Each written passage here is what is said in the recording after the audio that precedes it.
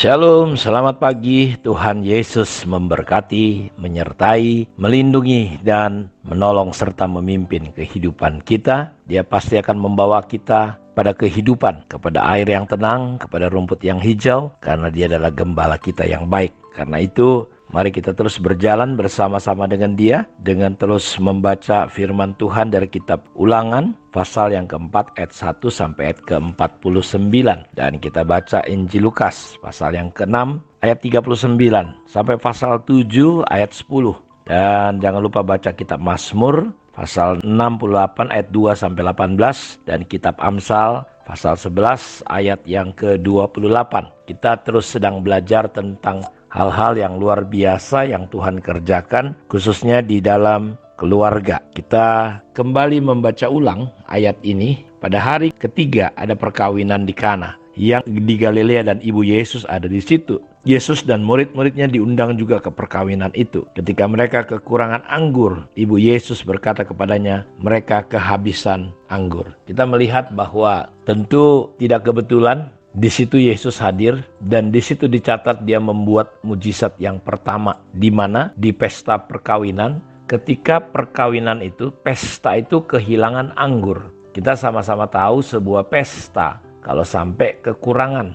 anggur, atau kalau di zaman sekarang orang pesta, tamu-tamunya tidak mendapatkan makanan, itu akan menjadi persoalan besar, akan menjadi cerita besar, cerita yang akan sangat memalukan bagi pembuat pesta atau bagi keluarga itu, khususnya pengantin itu, karena dianggap gagal, dianggap memprihatinkan. Orang akan bercerita macam-macam. Dan di pesta Kana ini, perkawinan ini kehilangan, atau maksud saya kekurangan anggur. Anggurnya ada tapi kurang, gak cukup. Dan kita tahu sama-sama bahwa Tuhan hadir dalam situasi seperti itu, walaupun Dia selalu bergerak di dalam waktunya. Sehingga ketika Maria, ibu yang melahirkan Yesus, dia berkata, tolong. Dan Yesus berkata, ibu, waktuku belum tiba. Dan saudara perhatikan bahwa kehadiran Yesus di situ tidak kebetulan, dan ada sebuah tujuan yang luar biasa untuk menunjukkan kepada kita bahwa Dia care,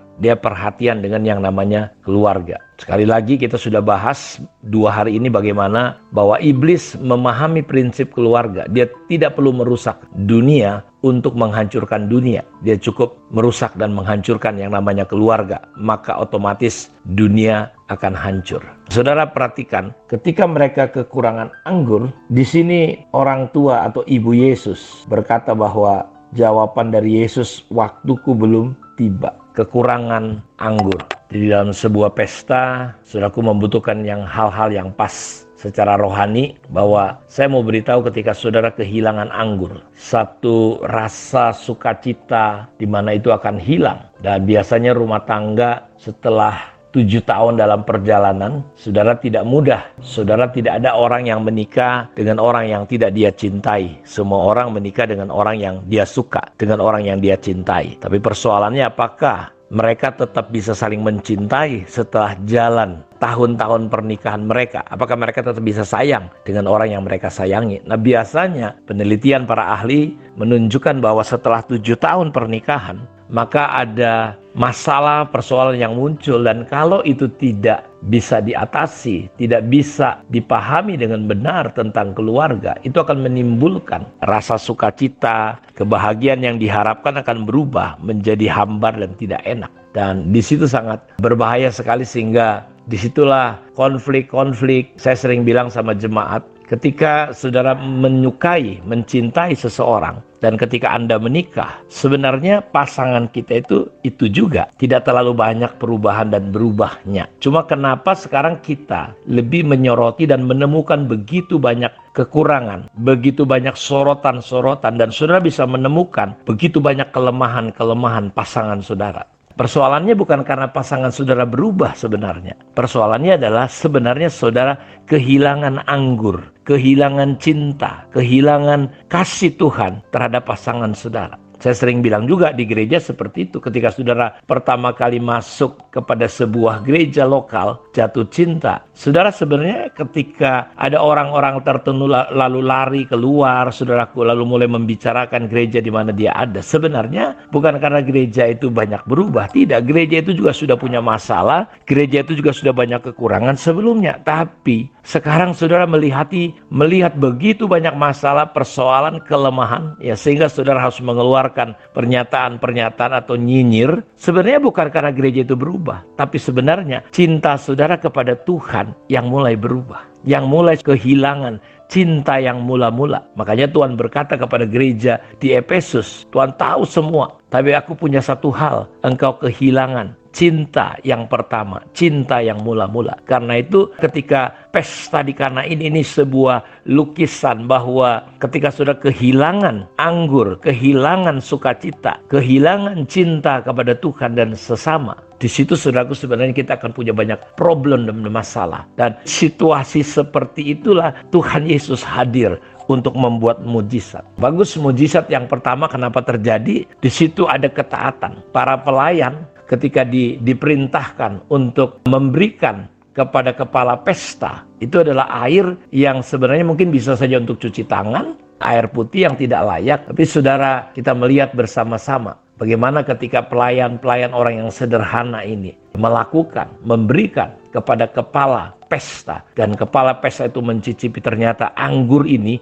jauh lebih bagus. Mungkin dalam rumah tangga saudara, engkau sedang mengalami dingin, engkau sedang mengalami masalah, bahkan di ambang perceraian, rasa hambar, bosan. Maukah saudara undang Yesus di perkawinan saudara, di pernikahan saudara, di rumah tangga saudara? Dan Yesus mampu, Yesus pasti mendukung dan menolong setiap kita rumah tangga, karena rumah tangga adalah gambar Dia. Rumah tangga atau keluarga adalah presentasinya, karena hubungan Bapa, Anak, dan Roh Kudus, gambaran surga diturunkan itu di dalam keluarga. Ketika penciptaan pertama, Alkitab berkata, marilah kita menciptakan manusia, laki-laki dan perempuan. Diciptakannya mereka sesuai dengan gambarnya. Allah akan mendukung rumah tangga saudara. Allah akan membela kita. Kenapa? Karena rumah tangga adalah cerminannya. Rumah tangga adalah gambarannya. Karena itu jangan putus asa. Kalau mungkin suasana saudara seperti pesta di Kana yang kehilangan, kekurangan anggur, undang Dia. Izinkan Tuhan berkarya dalam rumah tangga saudara. Yang pertama, Dia akan melakukan hal yang luar biasa asal saudara mengizinkan Dia ada di dalam rumah tangga dan pesta pernikahan kita. Yang kedua, belajarlah taat kepada Dia, Sang Kepala Gereja, Tuhan pencipta daripada keluarga itu. Perkara-perkara yang luar biasa. Saya sudah lihat banyak rumah tangga yang hancur, yang sudah cerai, yang sudah babak belur, hubungan-hubungan yang rusak. Mereka saling melukai satu dengan yang lain. Ketika Yesus diundang dan diizinkan untuk hadir di dalam pernikahan saudara, rumah tangga saudara, maka Dia mampu membuat mujizat. Dia rubah air jadi anggur. Dan perhatikan manisnya rumah tangga saudara dengan yang belakangan, dengan yang akhir ketika Yesus hadir. Rumah tangga saudara akan jauh lebih bagus. Bukankah itu yang saya saksikan dan saya lihat dalam rumah tangga yang mengizinkan Yesus untuk masuk dalam rumah tangganya. Seperti Dia membuat mujizat di dalam kehidupan Petrus ketika Petrus mengizinkan perahunya digunakan Yesus. Saya percaya ketika Yesus saudara izinkan masuk dalam rumah tangga, dalam pesta pernikahan saudara, rumah tanggamu akan mengalami terobosan. Kiranya Tuhan memberkati kita semua. Mari kita berdoa. Bapa, kami bersyukur kepadamu untuk hari-hari di mana kami belajar bahwa Engkau melakukan perbuatan-perbuatan yang besar, khususnya di dalam keluarga. Tuhan berkati hubungan rumah tangga, suami istri, anak-anak, semua. Kami percaya di dalam kerukunan, keharmonisan, ada berkat yang akan tercurah. Sebab dengan tinggal diam dan percaya, disitulah ada kekuatan. Tuhan, kami undang Engkau masuk dalam hidup kami, masuk dalam rumah tangga kami. Sungguh alangkah baik dan indahnya jika kami hidup dalam kerukunan dan keharmonisan.